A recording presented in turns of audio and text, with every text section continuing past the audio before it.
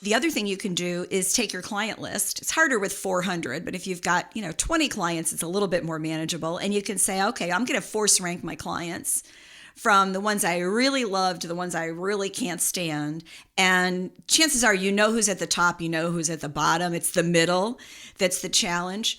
Pay attention to your energy around that. When you're excited to answer the phone, when you're excited to go to a meeting, when you're excited to work on one of their projects, that's a sign that you're probably working from some aspect of your genius zone.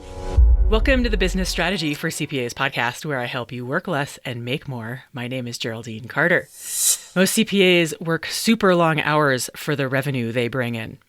Automation is upending the profession in profound ways, and the race for optimized efficiency is on. But there's another path, and that path is not automation, it's authority.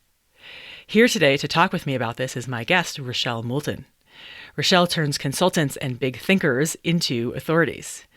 She earned her consulting and big thinker stripes leading introverted brainiacs at some powerful global consulting firms like Towers Perrin and Arthur Andersen. But even better, she has built, led, and sometimes sold more than a few 6, 7, and 8-figure consulting businesses and earned the equivalent of a second MBA building authority brands and businesses with hundreds of soloists. Rochelle Moulton, welcome to the Business Strategy for CPAs podcast. Thank you, Geraldine. Thanks for having me. I'm so excited to have you. Well, I'm excited to be here, so let's go. Let's go. Before we dig into the meat, define authority. What is it and what is it not? Oh, interesting.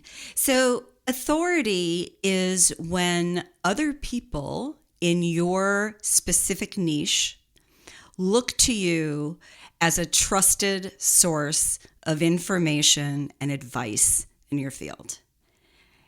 What it's not is it's not about being a celebrity. It's not about being famous.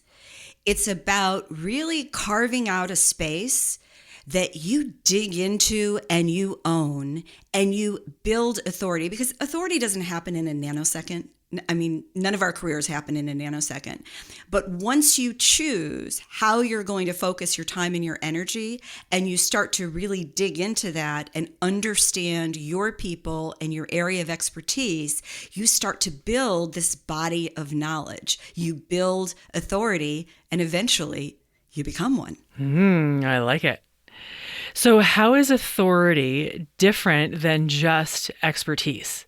Okay. I think of it in kind of 3 chunks. So there's the first piece, you could call it freelancing if you want to, where you're basically lending out your brain for someone else. All right. And you're building expertise in that case.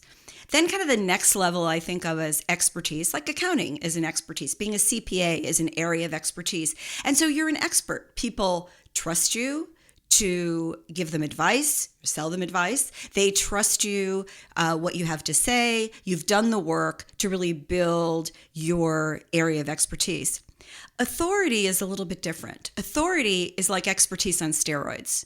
So it's where you're public. And by public, I typically mean you're publishing. And publishing doesn't have to be books. It could be that you're writing blog posts or articles, or you have a podcast that's publishing, or you're doing a video series on YouTube or Instagram or wherever. You are publishing your point of view out to the world. And when you start to do that, first of all, it feels risky. When you first start doing that, it probably feels strange. But what you're doing is by going public, you are testing the boundaries of your expertise, and you're developing your point of view typically as you go. And the more you do that, the more your people, we can talk more about that, but the more your people will recognize you and start to talk about you, to refer you, to hire you, to buy your stuff. Gotcha. So can you illustrate this a little bit? Give us some examples of people we know or might have heard of who have businesses that are based on their authority.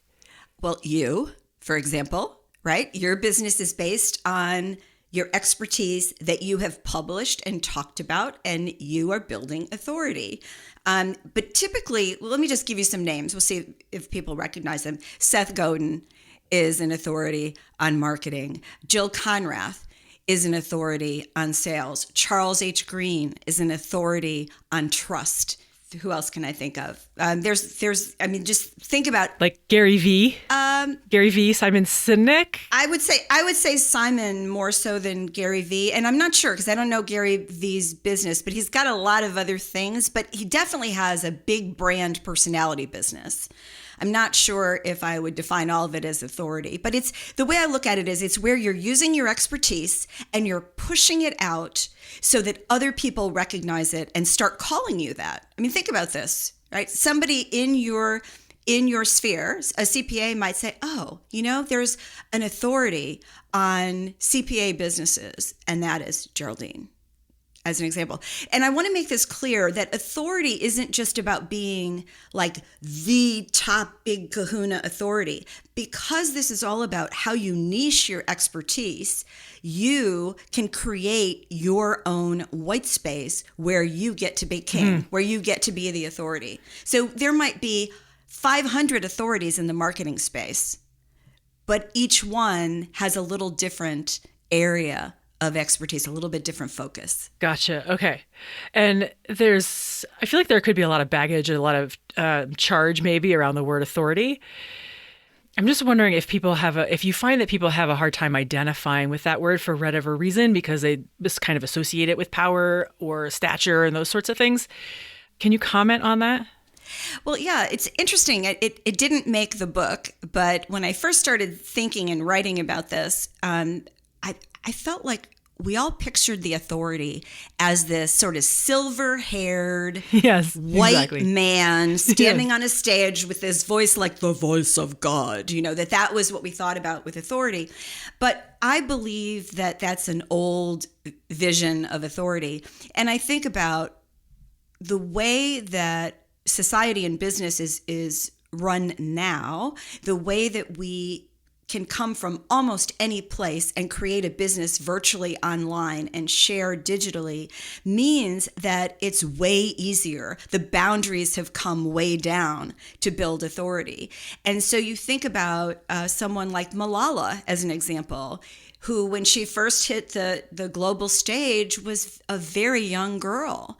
And over time, she built authority in a non-traditional way. I think that's my other point is this doesn't have to be about how many degrees you have or how many letters you have after your name, but about the work that you've done in the specialty area that you've chosen. And that is, if it's only academic, that might not be enough. At least in my experience, it's heavily weighted with practical experience because that's what we're all looking for. We want to understand not just, how do we think about it big picture, but how does it get done every day? So I see authority as much more accessible than that old, silver-haired devil on the stage. Right. And the sort of academic theory around how to do business when really people want boots on the ground. Just show me what to do next. Okay. So why bother building an authority business? Why not just build a business based on efficiency and automation and where you could just push a button and have the computer spit everything out? 2 reasons. 1, money. Second, money. No, I'm kidding. First one is money. But the second one, and in my book, I really talk about the process to get you there. But the second piece is that you're going to be happier typically. And by happy, I mean that you're going to design a business that allows you to work from your genius zone. Yes. And that genius zone is different for everybody. There may be someone who that high level of efficiency, that's their genius zone, and they're going to do great. And that's the sphere they should stay in probably, right? But maybe they'll build authority for being that hyper efficient firm or person or leader. It's really about how you want to work and how you want to create value with the work that you do in your business. Okay. I want to talk about value that you create, but first we can't skip past the money. So let's go back to the money, because I think a lot of people think that there's, first of all, automation is going to kill hourly billing. It's just really going to stick a fork in it for once and for all. But you can still improve your margins by getting more efficient. And, automation, of course, technology and plugging it all together will make it more efficient. So I think people see the possible revenue gains and the margin improvements by going the efficiency direction. But what I think is entirely nebulous and just, buried way back in the fog are the potential margins and revenue gains by going the authority direction. So what can you say about that? Well, you may have to help me understand how your audience thinks about their business, because I'm sitting there thinking, okay, efficiency and all that is great, but how are you going to get those clients? Like, what's the marketing end of this? The efficiency feels like it's very internally focused, and it's focused on price ultimately.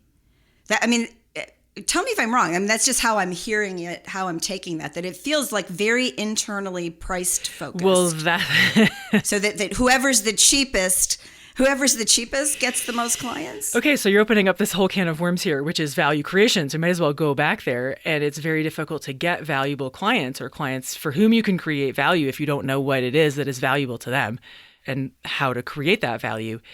To your point, the efficiency is all well and good, but it's like you say, it's all internal, and it isn't outward focused and asking the question, who are we going to serve so that when they come in the door, our business is optimized?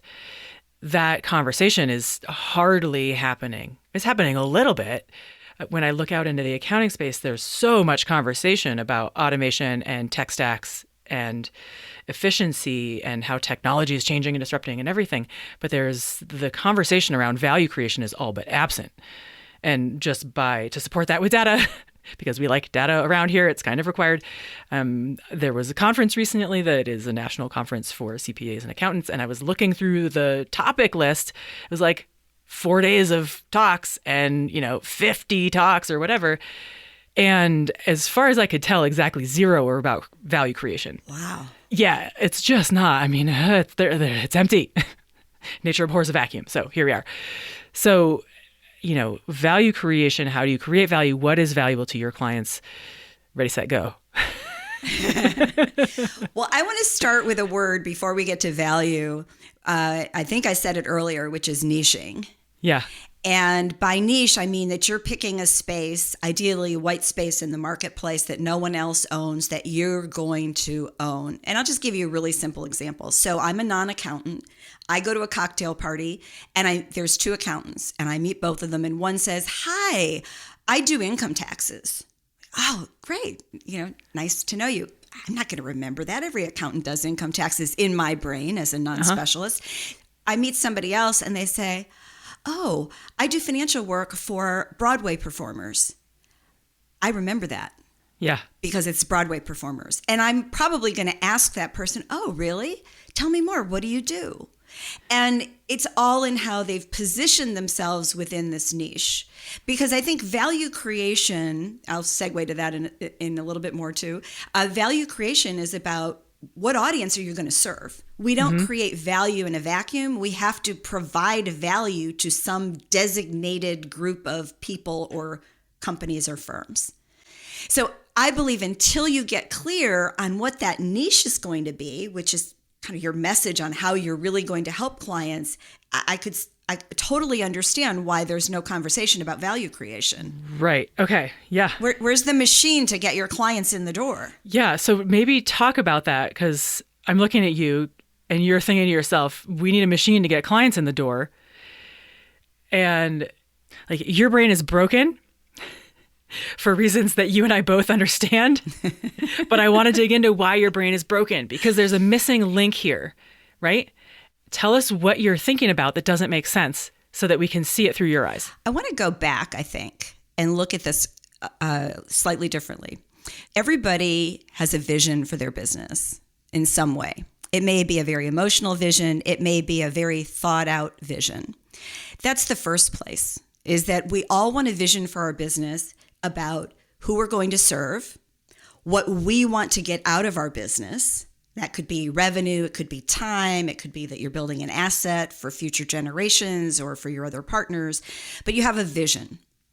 And it all starts with that. And then there's something I talk about in the book, which is what's the revolution you want to lead? And by that, I mean, what's the big idea that you really want your audience, your ideal clients and buyers to grasp onto? Something that's bigger than you, that's bigger than them, that we can all get excited about. And I think whether it's an accounting business or a consulting business or an architecture practice, we all want to go through that exercise to say, what is it that we're committed to helping our clients to do? And for me, that's a core belief, part of my belief system around authority. Not everybody's going to agree with that, but I believe that that's how we become successful when we are serving clients and buyers based on our expertise. So we have a vision. We have this idea, even if we're not sure how to say it yet, about this revolution that we want to lead. It could be as simple as that you want people to pay less in taxes, right? Or to pay only what they truly owe. It could be as simple as that. It could be as profound as I want to help people to lead a better life through making their accounting or systems easier, more efficient, so they can sleep at night. What we're talking about is that emotional connection. From there, what's also every bit as important is then defining that niche, right? How am I going to practice or deliver services in a way that's going to help me meet that big vision with my ideal clients and buyers? And I think what happens is a lot of times business owners don't really think through who's their ideal client and buyer. So they might have this big idea. Yeah, I want to create this accounting firm and I want to do this for people, but everybody's a client. Mm-hmm. And when everybody's a client, nobody's a client. Mm-hmm. So I think there's a step in there that I was assuming from our conversation that other people have taken, and not everybody has, that says, this is my ideal target market. This is who I want to reach. It is a business owner, restaurant owners. It is wealthy, high net worth families that have these kind of properties. It's real estate developers, whatever that is. And as you dial into that and you really start to learn and understand about that audience, then you can see things that you didn't see before, ways to ease their pain, ways to help them to get to their dream. And that's how we get to value creation, really. Or it's one way. It's not the only way, but it's certainly the authority way to create value. And when you do that, and I've done that over and over and over again with soloists, small firms, I've certainly done it with the big firms, that's a whole different exercise, is when you do that and you focus, then you start to really build value, because you create things beyond simply billing for your time. You create things that they buy for more than it costs you to produce. You leverage yourself and your services in ways that you just can't in charging an hourly rate or even charging a flat amount, a competitive flat amount for a tax return. You've got to make it up in volume and efficiency, and that's kind of a zero-sum game at the end of the day. Okay. Great. So the piece, it sounds like, that you assumed that everybody was taking, that in fact many are not, is the niching piece, getting specific about your audience. Is that right? Yes. So there is definitely niche reluctance. It feels very risky. It does. And I mean, I remember before I niched, I was like, oh my God, this is so scary. And so I can appreciate, I will not forget the feeling of being at the precipice of a niche and just committing and being like, holy smokes, this is scary. Because what if it doesn't work out? Mm-hmm. And yet it is the best thing. It's the best. And it was the best choice for me and the best advice that I got at that stage in my business. So we could spend a lot of time on niche, but I want to come back to the money and the margins. And even though we might not have hard numbers, we were talking in the green room about anecdotally what you see in terms of margins on businesses that head in the direction of authority become authorities. What have you seen happening? Well, let me start with the first one I ever saw, or the first one I ever really noticed, which was my own. So when I left big firm consulting the first time, I started a firm and I grew it, and I wound up selling it to Arthur Andersen. And without intentionally building authority, we built authority. And what happened was Andersen literally added an extra zero to the price tag. And once you see that, you can't unsee that. And I literally went, oh my God. this is how this works. Okay, I get it now. So that was my first experience with it. But I have seen it in a number of different ways. There's an example I use in the book in the monetization chapter about a high-end consultant who's usually earning anywhere from $400,000 to $600,000 a year. And initially, that person was earning just over $100,000. And they could reliably, as they had built authority. And in this particular case, we're talking a 10-year span. I mean, but it can happen a lot sooner, as you probably know yourself. It can happen very quickly. But this was someone who served big firm corporates, wrote the first book. The book got some buzz, started to get some speaking engagements, and then he was able to really play with his business model. And, now he's at a 6 times net income over about 10 years. I've also worked with clients where all we did was tweak a very small thing and their income doubled. And I'll give you an example. There was a guy who he's a coach and really calls himself an executive coach. Problem is that if you're in a Fortune 500 company, executive coaching is almost a commodity. It's bought internally by a staff group, and it's a beauty contest. You meet with 3 people, and they decide if they like you or not, and then there's a flat fee. Mm-hmm. And a lot of his work was going through an intermediary, and so when he was lucky, he was getting $8,000, $10,000. So what we did is we changed his message. I don't want to say what it is because you'll recognize or can find him too easily, but we picked this niche, if you will, mm-hmm. and he'd written a book about it, he'd been thinking about it, he'd been working on it. He just wasn't marketing himself that way. He wasn't positioning himself that way. So I said, okay, here's what we do. We call it this, and now you're not going to charge $10,000, you're going to charge $30,000. Kind of like you, right? That deep breath going, oh, I can't do that. I said, what's going to happen? So you lose a $10,000 engagement, you'll get a $35,000 one, and it'll be like getting 3. Yeah. So he did it, and he got the engagement. So literally, now that wasn't his whole revenue, but that was his kind of his core piece of revenue. So now he doesn't talk about $8,000 or $10,000. It's $35,000. And it's not even a value pricing conversation. It's simply because he is the only one in this niche. And there are certain kinds of organizations and certain kind of executives that need exactly that. So he's not wasting time talking to the people who don't need that. He's not a generalist executive coach anymore. He's a specialist. And we all know we pay more for specialists than we do for generalists.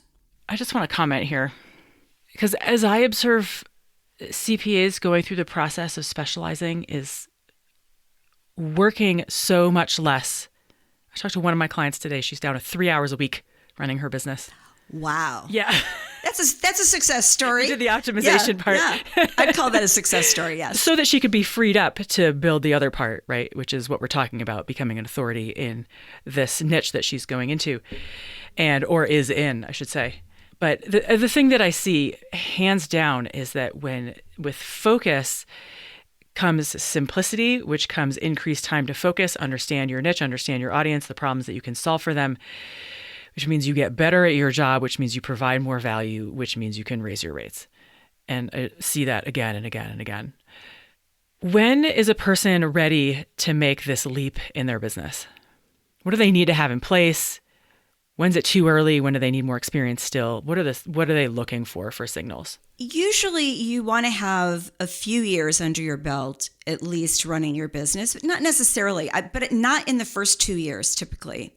And I would say 98% of the time when people first hang out their shingle, they're just so happy to get any work and they're not emotionally or intellectually ready to even have that specialization conversation.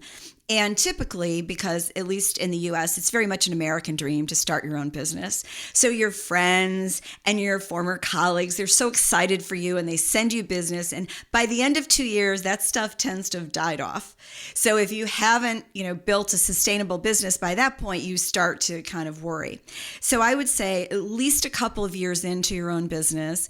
And then ideally, but life isn't always ideal. Ideally, you feel this inkling that you want to do more. There's something that is not satisfying to you about the way that you're running your business right now. And that could be that you don't have a steady stream of clients coming in the door. It could be that. It might be that you're getting clients, but you're bored by the problems that they're facing. Maybe you're doing traditional tax returns over and over, and you're like, this is not very interesting. I really want to pivot to something that's going to get me excited again. And it could be, I've seen this where someone's life changes in some major way by an outside force. And that could be that you have a child, someone passes away, a business or a big client suddenly goes away or arrives. It changes the game in some way. And I find a lot of times that might be the impetus. But usually the sign is that you're not happy. It's not feeling right. Because if you're happy, you're happy. I think some listeners will resonate with a combination of bored, exhausted. What did somebody say? Bored, exhausted, and trapped. Ouch. Yeah. Something's got to change. The path off the hamster wheel is not evident, right? Like they can't see the exit ramp.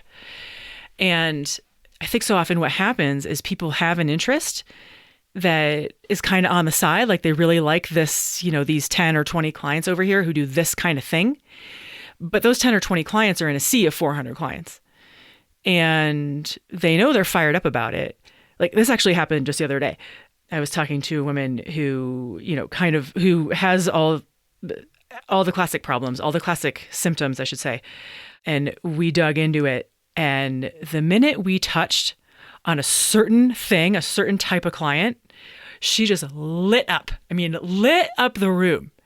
Like it came through the Zoom screen, right? And I was just like, whoa, okay, pause. Like we're going here, right? What's going on? Mm-hmm. So we dug into it.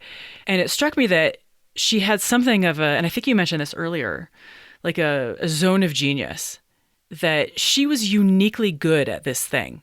But in the sea of everything she does every day, all week long, it was just like, to her, even though she loved it, it was just one of many things she needed to do. So can you talk about leveraging your zone of genius, or perhaps even before that step, how to identify the things that you love when sometimes you're just like, you're just going around and around 60 hours a week and there's not even time to identify what you love? So I'll give you two ways to do it. One is there is a workbook attached to the book that walks through an exercise, but I'll give you a shorthand version of that exercise.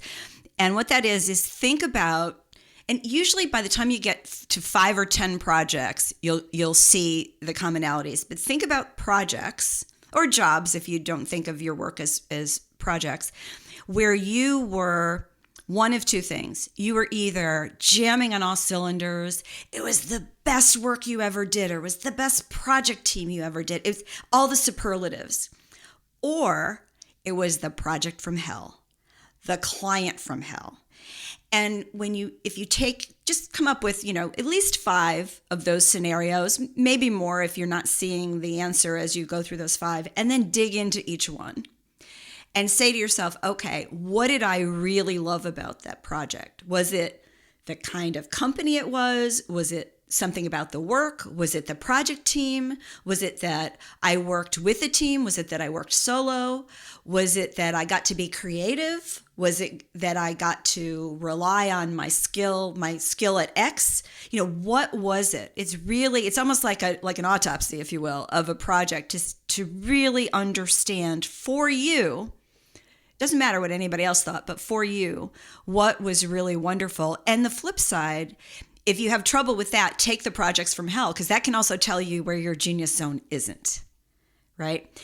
And as you start to do that, and especially if you've been in business for even a couple of years, you probably pretty much know, if you've been doing this for 2 years, the things you like and the things you don't. And the other thing you can do is take your client list. It's harder with 400, but if you've got, 20 clients, it's a little bit more manageable. And you can say, okay, I'm going to force rank my clients from the ones I really love to the ones I really can't stand. And chances are, who's at the top, who's at the bottom. It's the middle that's the challenge. And that gives you more insight. And I think in the case you mentioned, that would allow her to see the 12 or 15 out of 400 gems. But it's pay attention to your energy around that. When you're excited to answer the phone, when you're excited to go to a meeting, when you're excited to work on one of their projects, that's a sign that you're probably working from some aspect of your genius zone. And the thing is that you could have a client who's in your genius zone, but you're doing something for them that isn't. So you might say, okay, I want clients like Joe, but I want to be able to do this kind of work with them. And you can do that. That's the beauty of owning your own business. You can slice and dice this. As long as there's a market for what you want to do, you can slice and dice this to create anything you want. A lot of people are going to hear you say that. Yeah. I hear that and I'm like, yeah, I want to do anything I want. But a lot of people are going to hear that and go like, oh, that is way too big and way too scary. Like, it's way too nebulous. It's too fraught with, I'm sure there are alligators on that path. Find me something a little safer or make that a little smaller. Not smaller in terms of like the size of, maybe just how far I can go with my dream, but like the world is your oyster when you're 22 is like, could I just stay home and watch Netflix? Well, this is really scary. And I totally get this. And listen, I've been scared more times in my career than I haven't been scared, right? We've all been there. But here's the thing. What do you want? Do you want to stay in a corner and be scared and be small and be unhappy? Or do you want to take a risk and maybe you fail? I've failed. I absolutely have failed. And I picked myself up and started again. Some people will say, but I have 5 people on staff. And they do. I have 5 people on staff. I can't just like throw caution to the wind. So then what do? You do it one step at a time. And actually, everything should be one step at a time. This isn't about, throwing yourself off the cliff and dying on the rocks below, right? This is doing it in a way, I talked about genius zone, but it also has to fit your temperament for your business. I would never suggest everybody just run off the cliff. But when you do that exercise with clients, what that's going to do is it's going to open your eyes so that the next time you see a great client or work that's in your genius zone and one that's bad, you're going to know the difference. So the next thing you do is you're not, I have to bring in client X because I have 5 mouths to feed. You say, you know what? I want to bring more of my ideal client and I'm going to charge them more. And you're going to charge them more because of the other things we've talked about, because you're building your expertise, you're building authority, you're slowly, because it doesn't happen overnight, you're slowly creating this niche. So I don't want to suggest that this isn't big and it isn't scary, but it has to be done if you want to travel, if you will, on this authority road. And forget authority completely for the moment. If you want to travel on a road that allows you to build a happy, successful, profitable business, and happy not just for everybody else, but for you too. And let me just throw in just a really quick story. When I sold my firm, I had a co-founder and had some employees who I made partners, so everybody got something out of the deal. And the reason that I sold it was I wasn't happy anymore. I realized that in order to grow the firm to this next level, that I was going to have to do something that I didn't want to do. And so what was the option? Was I going to fire everybody? No. I looked for an option that eventually happened to be Arthur Andersen buying us, that allowed people to get money out of the deal. They all had jobs to go to. We had a story to tell about what happened. And I got to do things that were in my genius zone. And that will change over time. There are things that you want to do right now that 10 years from now may not feel natural. That's why businesses evolve, and especially when they're solo businesses or very small businesses, because we're people, we evolve, and we should be allowed to evolve while still taking care of the people within the business. I'm not suggesting you just fire everybody. I just think it's a process. Great. Okay, I love that. Once people decide or become aware that this is the path that they're kind of on, like sometimes it takes you a little bit of time for your reality to catch up with you. Like, I didn't realize I was here and this is what I was doing. Once people realize that this is the path that they're on and they're like, okay, we're going for it, going in this direction, What do you find is hardest for people? Where do they tend to get tripped up? In my experience, it's how they sell this new vision to their audience, because it's selling it's like a muscle, and it needs to be exercised to really perform at its best. And so what happens is, if you're used to having a business that looked one way and you're used to selling it a certain way, and by selling, I just mean how you talk about it to potential clients and buyers, and then you've shifted the business in some way, typically you want to also shift how you're selling. In the authority path, selling is about publishing. It's about creating what I call an authority circle, which is a group of people that are intricately connected to getting the message out about your business. In both directions, you're helping them, they're helping you. And then selling really becomes more about having sales conversations, because people are finding you because of your expertise and your specialty and your reputation. So it's that the biggest mistake I usually see, and it's really the reason why I wrote the book, is that they're not selling in a way that aligns with how they've positioned and monetized their business. Are they still selling as if they were the old business and talking as if they were the old business? Well, it tends to be more of a mix. Like, there's some things that come over from the old business, like the coach that I mentioned had a really hard time focusing the conversation on this one area because he knew so many other things. And I said, yeah, but your value here, and the reason that you're worth 3.5 times what you thought you were, at least, is because of that niche. So that's your lens, that's your filter. And it just takes practice.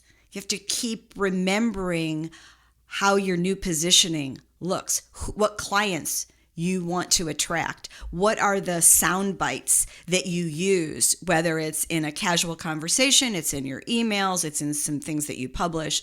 It's kind of a process. And so that's where I find people have to work at it a little bit. Okay, to kind of get used to their new, not identity so much perhaps, but just how they talk about what they say and what they no longer say about the work they do. Okay, great. I love it. When you say publishing, I know that you mean that to encompass all the things that you mentioned. I think the mind still latches right onto books. In a digital age and in a COVID sort of time where we're not together the way that we're used to, what are the paths that are working well right now for people starting out on the authority path, given the sort of new reality that we're experiencing? Well, first, let me say that any example I use is contingent upon their audience. Different audiences want different things. For example, on my group coaching call this morning, we had someone whose audience is very traditional, I'll call them banker types, so I don't identify them. Suit and tie, still in an office, even now. And that audience is not a big social media audience. He's actually sending them a postcard. And it's highly effective. It's the second time he's done it. And the first time I don't even want to say it paid for itself. I think it cost $1,000 to send it, and he pulled in about $150,000. So clearly cost effective, but that's unusual. What I see most often, books can be effective, typically not at the beginning of your authority journey, unless you want to use it like as a business card. You don't think of it as a revenue generator. It's really just to put your ideas out there. What I see most common right now, podcasting is really hot, obviously. If you're good at podcasting and you can host a podcast, you have the opportunity to interview whoever you want, who will agree to come on your show, basically. And most everybody will agree to come on your podcast. People love the long tail of podcasting. So podcasting is great because it gives you a chance to really test out your point of view. And by point of view, I just mean, what are the planks of your belief system around your expertise and your audience? So you can try those out. People start to listen to them and they start to engage with your ideas. And sometimes they'll say, I don't agree with that. And you'll listen, and there's enough people and you realize, yeah, you know what? I didn't explain it well enough. I need to use a different word. I need to describe this in a different way. So you're testing that point of view with an audience. Podcasting is great for that, but so is writing. And I'm going to argue for a typical authority, quote unquote, there are two things that you need to be able to do: write and speak. And podcasting is speaking, right? It doesn't have to be about being in front of a room with 500 people. It could be as intimate as this, and you're still speaking. And I think writing is important. It is difficult to get into the authority space without some evidence in writing of what you're thinking about and how you think. I once worked with a client who hated writing. He said he wasn't good at it. I actually disagree, but he was wonderful at video. And he created all of these videos, and they got engagement, but they weren't getting engagement by some of the people that he most wanted. So all I had him do was to take those videos and pull out what was key, transcribe them basically, edit the transcriptions, and put them out. And so now what he does when he ever does a video, he also does a written piece that's attached to that. Shot up his engagement numbers, shot up his revenue. His audience is his email list. That's what I mean by audience, is very much larger than it was before. So writing, when you've done enough writing, getting exposure to other people's platforms with your writing, i.e. you take a piece that you write and it goes someplace else where your ideal people care about and are going to be reading it. So writing, podcasting, other people's platforms, those are the big ones. And of course, you've got to have an email list, right? Because at the end of the day, the email list is your property, it's your territory, and nobody can take it away from you. We need to have you back for a whole episode just on email lists, because it is rarely being done, and it's even more rarely being used well. But you know what? I just have to say something. What's really interesting about that, I've had two accountants in the last 20 years, both of whom love them to death. I think they're really good, really solid. And I just realized when you said that, I've never received an email communication, that was an email list kind of thing from either of them. Yeah, never. In the space there is not the sort of what others are doing, which is funnel. I mean, there's no funnel. Yeah. There's no funnel. Yeah. There's a website that sells services and not deliverables, and a no lead magnet that doesn't lead to a list that doesn't exist, that doesn't get nurtured. Yeah. It's not there. So that's what we're working on over here. I get that. For folks. Okay. So last question here. When you head down this path of authority, what are some of the ways that you begin to monetize it? So I think of monetizing in two ways. It's what are you offering for sale, and how do you price those things that you're offering? And you can play with both sides of that equation.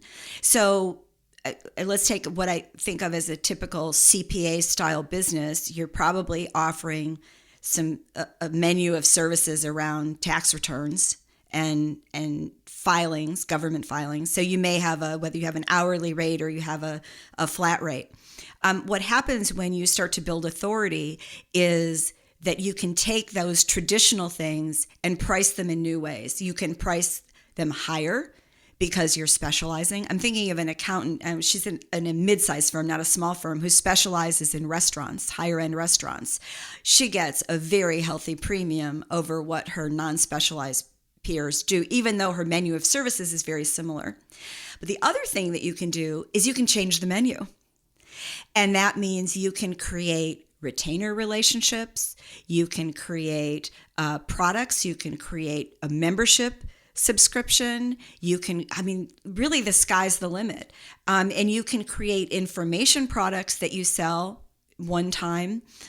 You might decide you want to help do-it-yourself tax people and have some kind of a membership for them. There's literally an unlimited number of ways you can monetize. But the key to think about this is it's the services that you offer and the price tags that you attach. What? Yeah, there's an example in the book that I use of a guy who is sort of a traditional consultant. And by traditional, I mean, he had a book, does some speeches, and does these big consulting assignments, like $125K a pop.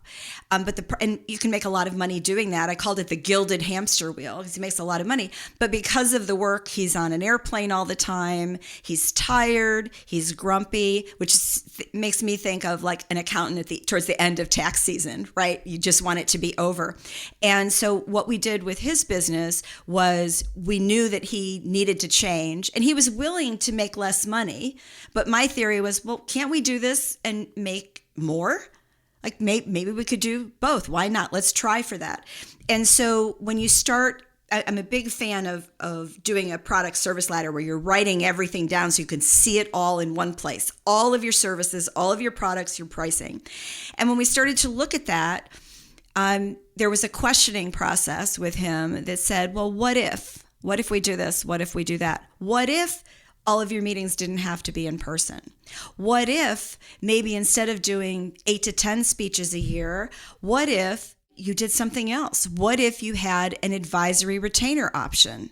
What if you created a Slack style channel membership for the CXO of this function that you serve, and you have a very high membership fee and you serve them that way? And so that was the path we went down. And we didn't get it all right the first time through, but what happened when we were through with this over the course of about 6 months is that he was traveling 60% less. He was making the same amount of money with the opportunity to make more. And we also looked at some things that he decided not to do, but that were really interesting for leveraging, like bringing in some new people and actually physically leveraging with people some of the things that he had always done himself, whether that was licensing them, teaching them how to do this, taking a cut of their revenue, bringing them in to do junior tasks on assignments. And he'd never really thought about leveraging in that way before. So what the authority piece, I think of this as three things. There's positioning, there's monetizing, and there's selling. And so you always want to position first so you know who you're serving, what's your big idea, what's the niche, what's your specialty, and then you can monetize, right? Then you can make that product service ladder of what you have now and say, gee, how well does this work with where I want to go with my business? And that's where you can test. And you don't have to do it all at once. You don't have to make a major change. You can tweak. You could say, it's always easier to tweak with new clients than it is with existing ones, but you might say, okay, the next new client we have the opportunity to serve on this. Instead of saying that it's $2,000, we're going to say it's $4,000, but we guarantee that you'll be happy with the work at the end. And you just try it on the next client, see how it works. And if it works, you go, good data point. I'm going to try that again. And you try it again. So it doesn't have to be rocket science. You just have to give yourself permission to look at how you're charging for your services and packaging your services in different ways. That's the piece, is you have to give yourself permission to rethink how you're packaging up your knowledge and your services to create value for your customer. That is awesome. Rochelle Moulton, this has been so great. Thank you for coming on the Business Strategy for CPAs podcast. Thank you so much, Geraldine. I can't wait to hear the pushback. I'm all for it. Come at me. Let me know what you think. Bring it on. Oh, wait, before you go, how can listeners find you? Well, the easiest place to find me is my website, which is RochelleMoulton.com. Everything is up there, including links to the book and to my social. I'm very active on Twitter @ConsultingChick. And you can find me in LinkedIn and occasionally in Instagram. Awesome. We will link to all those places in the show notes. Thank you so much for being with us. Thank you, Geraldine. It was really a pleasure. Thank you. Wow. I don't know about you, but I'm feeling inspired to revisit the vision for my own business. If you have genius you want to contribute to the world and you're not sure what it looks like to convert it into a solid, tangible business, be sure to find Rochelle at Be Unstoppable. I'll link to the ways you can find her in the show notes. And if you're wondering how you can increase your clarity on your niche and your ideal buyer so that you can attract clients you simply love working with, then head over to SheThinksBigCoaching.com to subscribe to my daily drip of business strategy for CPAs. You'll get one easily digestible tip a day on how to position your business, how to price your services, and how to sell outcomes so that you can be more profitable, get your time back, and get off the tax hamster wheel for once and for all. That URL again is shethinksbigcoaching.com. All right, that's it from me. Have a great week.